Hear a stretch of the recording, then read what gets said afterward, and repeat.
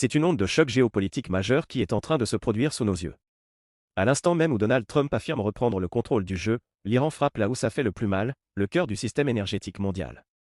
Le détroit d'Ormuz, menacé. La mer Rouge, sous pression. Et surtout, jusqu'à 20% de l'offre mondiale de pétrole désormais prise en otage. Mais ce que personne n'avait anticipé, c'est la stratégie. Téhéran ne cherche plus seulement à résister militairement. Non. L'Iran est en train de transformer sa faiblesse en arme absolue, une guerre économique mondiale silencieuse, mais dévastatrice. Et si le cessez-le-feu dont parle Trump n'était pas une solution, mais un piège parfaitement orchestré? Ce que vous allez comprendre dans cette analyse, c'est que nous sommes peut-être en train d'assister au basculement d'un nouvel ordre mondial. Et cette fois, ce sont vos finances, votre carburant, votre quotidien qui sont directement menacés. Mesdames et messieurs, bonsoir. Ce que nous observons actuellement au Moyen-Orient dépasse largement une simple montée de tension. Nous ne sommes plus dans une logique classique de confrontation militaire, nous sommes entrés dans une guerre de contrôle des flux vitaux mondiaux. Depuis plusieurs jours, une série de signaux faibles, presque invisibles pour le grand public, s'accumule. Mais mis bout à bout, ils dessinent une réalité beaucoup plus inquiétante, l'Iran est en train de redéfinir les du jeu géopolitique mondial. Face à lui, les États-Unis, avec Donald Trump en première ligne médiatique, affichent une posture de fermeté. Déclarations musclées, menaces, annonces de cessez-le-feu. Mais derrière cette communication offensive, une question centrale émerge, Washington contrôle-t-il encore la situation, ou est-il en train de la subir? Car pendant que l'attention médiatique se concentre sur les discours et les annonces politiques, Téhéran agit ailleurs. Là où l'impact est immédiat, brutal et global.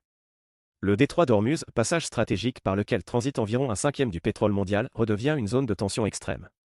Dans le même temps, au sud, les Houthis, soutenus par l'Iran, intensifient la pression en mer Rouge, menaçant une autre artère essentielle du commerce mondial, Bab el-Mandeb.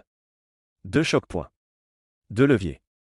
Un même objectif, étrangler l'économie mondiale sans tirer un seul missile sur une capitale occidentale.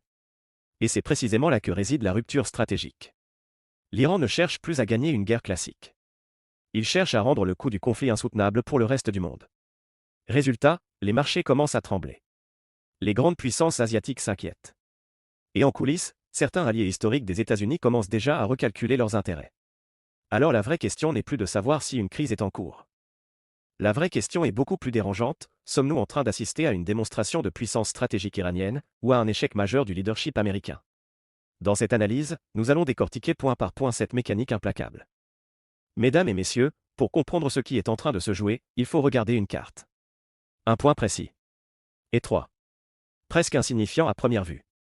Et pourtant, c'est peut-être l'endroit le plus stratégique de toute la planète. Le détroit d'Ormuz.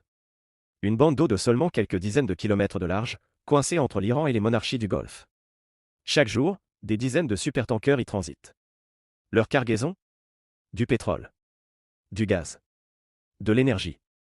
Et pas n'importe quelle énergie. Environ 20% de l'offre mondiale de pétrole passe par ce couloir. Vous comprenez bien ce que cela signifie. Ce n'est pas une route commerciale parmi d'autres. C'est une artère vitale. Une jugulaire énergétique.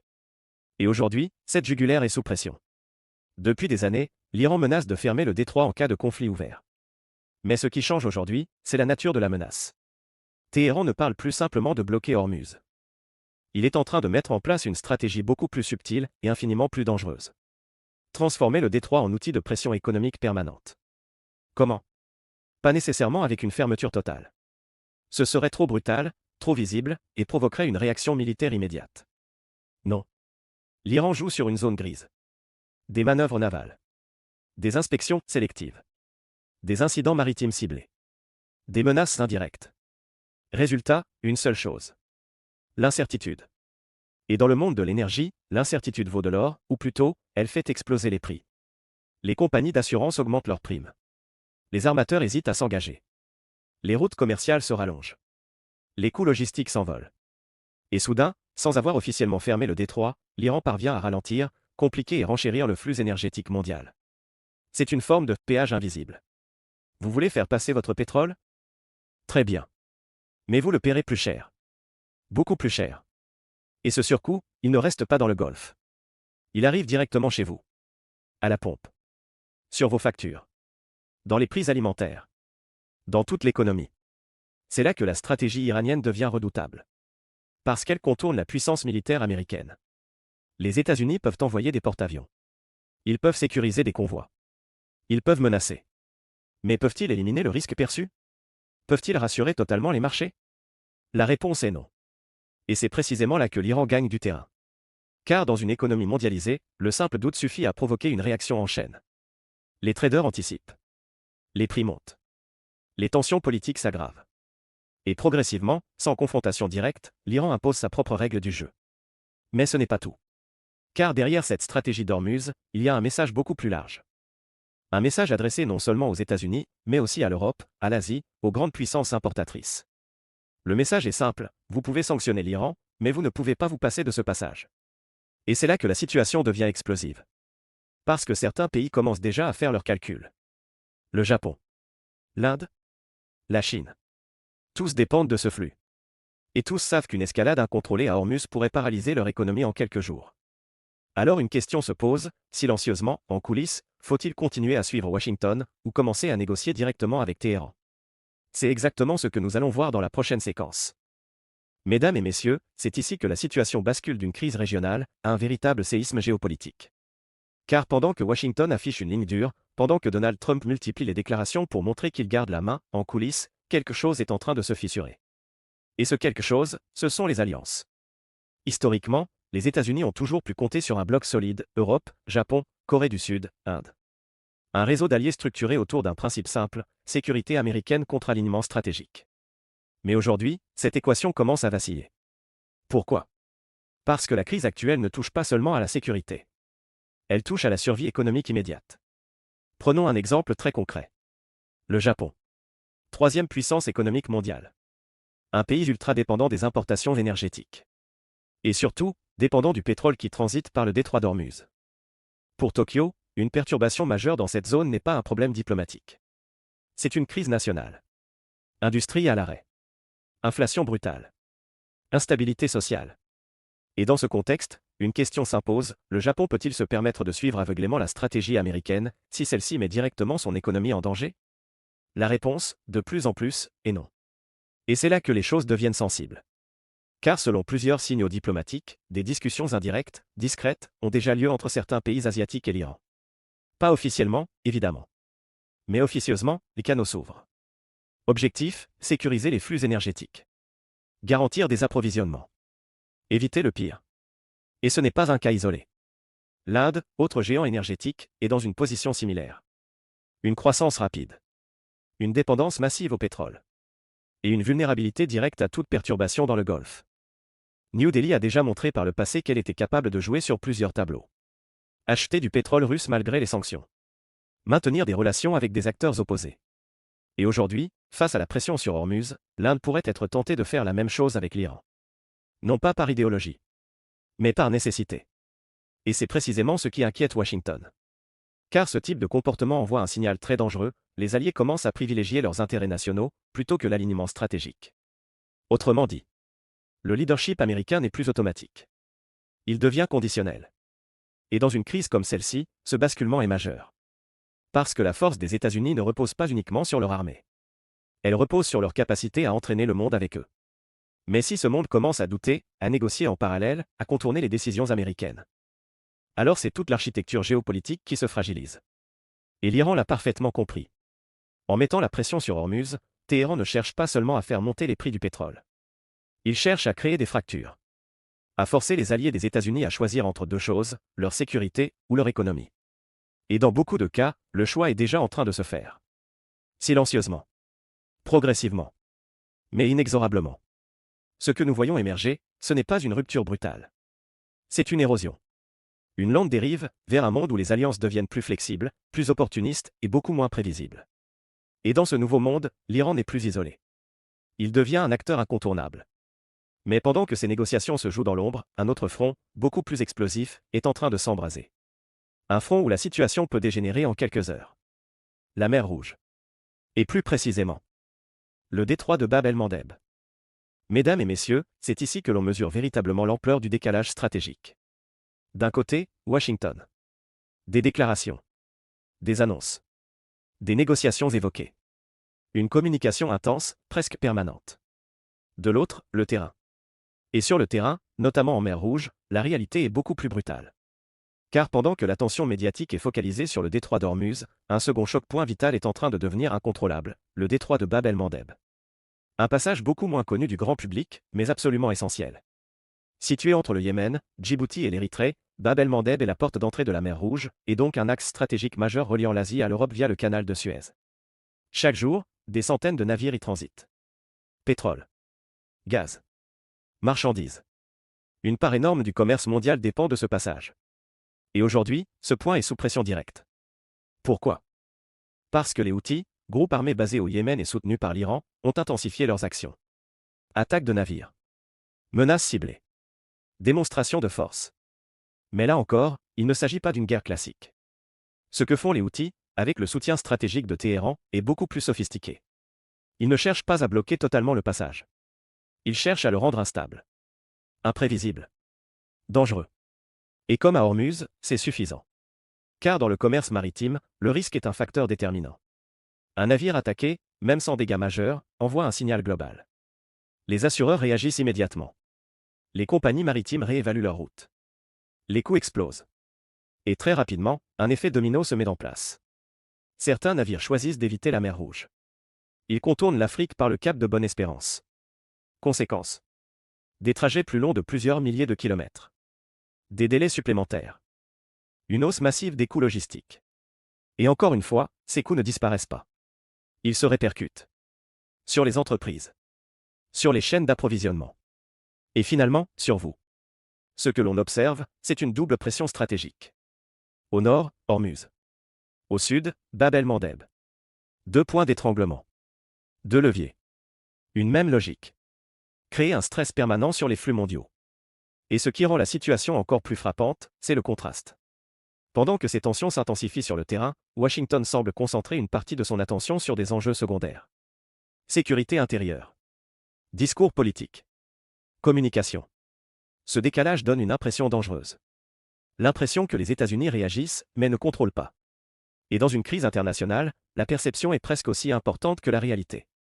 Si les acteurs mondiaux commencent à percevoir un affaiblissement du contrôle américain, alors les comportements changent. Les marchés paniquent plus vite. Les alliés doutent davantage. Les adversaires deviennent plus audacieux. Et c'est exactement ce que l'Iran exploite. Car en agissant via les Houthis, Téhéran garde une forme de distance. Officiellement, ce n'est pas une attaque directe. Mais stratégiquement, l'effet est le même. Et peut-être même plus efficace. Parce que cela complique la réponse. Frapper directement l'Iran? Escalade majeure. Ignorer les attaques? Perte de crédibilité. Réagir de manière limitée? Effet insuffisant. C'est un piège stratégique. Un piège dans lequel Washington semble aujourd'hui enfermé. Et pendant ce temps, la pression monte. Sur les routes maritimes. Sur les prix. Sur les équilibres globaux. Mais alors, jusqu'où cela peut aller? Quel est le point de rupture? Et surtout, quel sera l'impact concret sur l'économie mondiale et sur votre quotidien? C'est exactement ce que nous allons analyser maintenant. Mesdames et messieurs, jusqu'ici, nous avons parlé de stratégie, de tension, de route maritime. Mais maintenant, il faut parler de ce qui vous concerne directement. Votre portefeuille. Votre quotidien. Votre niveau de vie. Car derrière ces manœuvres géopolitiques, il y a une variable centrale. Le prix du pétrole. Et aujourd'hui, une hypothèse qui semblait encore extrême il y a quelques mois revient avec force dans les cercles d'analystes, un baril à 2 cents dollars. Oui, 2 cents dollars. Ce n'est pas un scénario de science-fiction. C'est une projection de crise. Et pour comprendre comment on peut en arriver là, il faut analyser les mécanismes en jeu. Premier élément, la concentration du risque. Nous avons deux chocs-points sous tension, Hormuz et Bab el-Mandeb. Deux zones critiques pour l'acheminement de l'énergie et des marchandises. Si une seule de ces zones est perturbée, les marchés réagissent déjà fortement. Mais si les deux sont simultanément instables, alors nous entrons dans une situation beaucoup plus dangereuse. Une sorte de double étranglement logistique. Et dans ce cas, les traders ne réfléchissent plus en termes d'offres réelles. Ils anticipent le pire. Et c'est là que les prix explosent. Deuxième élément, la psychologie des marchés. Le pétrole n'est pas seulement une ressource physique. C'est un actif financier. Ce qui fait monter les prix, ce n'est pas uniquement le manque de pétrole. C'est la peur qu'ils viennent à manquer. Et aujourd'hui, cette peur est en train de s'installer. Chaque incident en mer Rouge. Chaque tension à Hormuz. Chaque déclaration politique. Tout alimente une spirale. Les investisseurs achètent pour se protéger. Les prix montent. La panique s'amplifie. C'est un effet boule de neige. Troisième élément, l'absence de solution rapide. Dans une crise classique, les grandes puissances peuvent augmenter la production.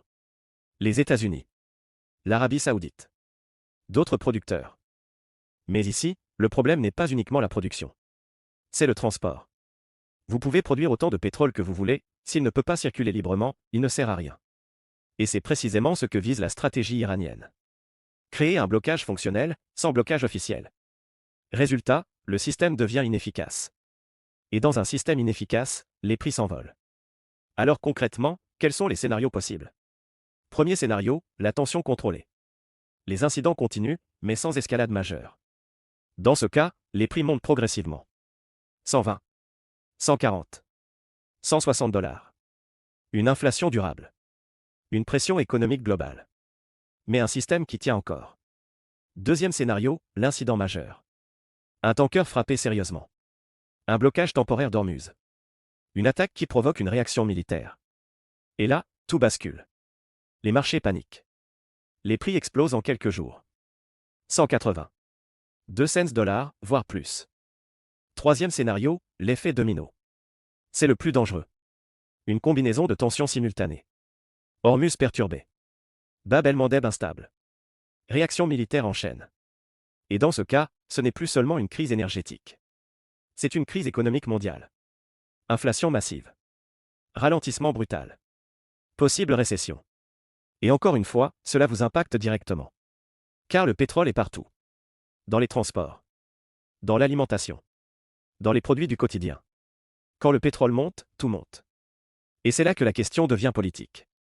Parce que face à une telle situation, les gouvernements doivent réagir. Mais comment? Intervenir militairement? Négocier? Subventionner? Laisser faire? Chaque option a un coût. Et aucune n'est idéale. Ce que nous voyons émerger, c'est un piège global. Un système où chaque décision peut aggraver la situation. Et au centre de ce système, une stratégie iranienne qui ne cherche pas à gagner rapidement, mais à user, à fatiguer, à déséquilibrer. Et cela nous amène à la question la plus dérangeante de toutes. Mesdames et messieurs, nous arrivons ici au cœur du paradoxe. Un paradoxe qui, s'il se confirme, pourrait redéfinir complètement notre compréhension de cette crise. Car au-delà des tensions militaires, au-delà des routes maritimes, au-delà du prix du pétrole, une question s'impose, brutale, dérangeante, et si le système lui-même était en train de se retourner contre les États-Unis? Pour comprendre cela, il faut revenir à une réalité fondamentale. Les États-Unis sont aujourd'hui la première puissance économique mondiale. Mais ils sont aussi profondément intégrés dans un système globalisé qu'ils ont eux-mêmes contribué à construire. Un système basé sur le dollar. Sur les flux commerciaux internationaux. Sur les marchés financiers interconnectés. Et c'est précisément ce système que l'Iran est en train d'exploiter. Comment? En utilisant une arme indirecte, mais redoutable, la dépendance mondiale à l'énergie. Quand les tensions montent, quand les prix du pétrole augmentent, ce ne sont pas seulement les consommateurs qui paient. Ce sont aussi les marchés financiers. Les entreprises. Les chaînes d'approvisionnement. Les banques.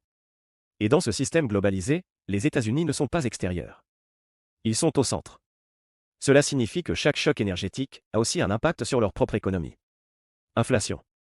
Pression sur les consommateurs. Tension sociale. Volatilité des marchés. Mais ce n'est pas tout. Car il y a un second niveau, beaucoup plus subtil. Lorsque les prix du pétrole montent, certains pays producteurs, y compris ceux en tension avec les États-Unis, voient leurs revenus exploser. Et ces revenus reviennent en partie dans le système financier mondial. Investissement. Réserve. Circulation de capitaux. Autrement dit, le système continue de fonctionner, même sous tension. Et dans certains cas, il peut même renforcer les acteurs que Washington cherche à affaiblir. C'est là que le paradoxe devient évident. En laissant la situation s'envenimer, les États-Unis contribuent indirectement à alimenter un système qui profite aussi à leurs adversaires. Et l'Iran, lui, joue sur cette dynamique. Il n'a pas besoin de battre militairement les États-Unis. Il lui suffit de créer un environnement dans lequel les coûts pour Washington deviennent de plus en plus élevés, les alliés deviennent de plus en plus hésitants, les marchés deviennent de plus en plus instables et progressivement, le rapport de force se rééquilibre. Mais il y a encore un autre élément. La perception du leadership. Dans le monde actuel, la puissance ne se mesure pas uniquement en capacité militaire. Elle se mesure aussi en crédibilité. En capacité à anticiper. À stabiliser. À rassurer. Et aujourd'hui, une question commence à circuler, discrètement, dans les milieux diplomatiques et économiques. Les États-Unis sont-ils encore capables de garantir l'ordre mondial, ou sont-ils en train de le subir? Car si la réponse penche vers la seconde option, alors les conséquences peuvent être immenses. Les alliances se redéfinissent. Les blocs se recomposent. Les stratégies nationales évoluent. Et surtout, de nouveaux centres de pouvoir émergent. L'Iran, dans ce contexte, ne cherche pas à devenir la première puissance mondiale. Il cherche à devenir incontournable. À être un acteur que personne ne peut ignorer. Un acteur avec lequel tout le monde doit composer. Et jusqu'ici, la stratégie semble fonctionner. Mais alors, que reste-t-il comme option pour Washington? Escalader, au risque d'un conflit majeur? Négocier, au risque de paraître faible? Attendre, au risque de perdre le contrôle? Aucune de ces options n'est simple. Et c'est précisément ce qui rend cette crise aussi dangereuse. Parce que nous ne sommes pas face à un affrontement classique. Nous sommes face à une transformation du jeu lui-même. Un jeu où la puissance militaire ne suffit plus. Un jeu où l'économie devient une arme. Un jeu où l'incertitude est utilisée comme levier stratégique. Et dans ce jeu, les règles sont encore en train de s'écrire. Mesdames et messieurs, ce que nous venons d'analyser n'est pas une simple crise. C'est peut-être le début d'un basculement. Un moment charnière où les équilibres que nous pensions solides commencent à se fissurer. D'un côté, les États-Unis, toujours première puissance mondiale, mais confrontés à une réalité nouvelle, un adversaire qui ne joue plus selon les règles classiques. De l'autre, l'Iran, qui transforme ses contraintes en levier, et qui utilise une arme redoutable, le contrôle indirect des flux vitaux mondiaux. Hormuz au nord. Bab el-Mandeb au sud. 2 points de pression. Une stratégie cohérente. Et surtout, un impact global immédiat. Car cette crise ne reste pas confinée au Moyen-Orient. Elle se propage. Dans les marchés. Dans les alliances. Dans votre quotidien. Prix de l'énergie. Inflation. Instabilité économique. Tout est connecté. Et c'est précisément ce qui rend cette situation aussi explosive. Mais au-delà des faits, une question centrale demeure. Sommes-nous face à une erreur stratégique américaine, ou à l'émergence d'un nouveau modèle de puissance? Un modèle où l'on ne cherche plus à dominer militairement, mais à influencer, perturber, contrôler les systèmes. Un modèle où l'incertitude devient une arme. Et si c'est le cas? Alors ce que nous vivons aujourd'hui n'est peut-être qu'un début. Un avant-goût d'un monde plus instable, plus imprévisible, et beaucoup plus dangereux. Alors restez attentifs. Parce que dans les prochains jours, dans les prochaines semaines, chaque incident, chaque décision, chaque déclaration peut faire basculer la situation. Bull, dites-nous en commentaire, pensez-vous que Trump a encore le contrôle de la situation, ou sommes-nous déjà entrés dans une nouvelle ère géopolitique? Signe pouce vers le haut si cette analyse vous a apporté un éclairage clair et stratégique, pensez à liker la vidéo. Cloche, abonnez-vous pour ne rien manquer des prochaines analyses en direct. Haut-parleur public et surtout, partagez cette vidéo, parce que comprendre ces enjeux aujourd'hui, c'est anticiper le monde de demain.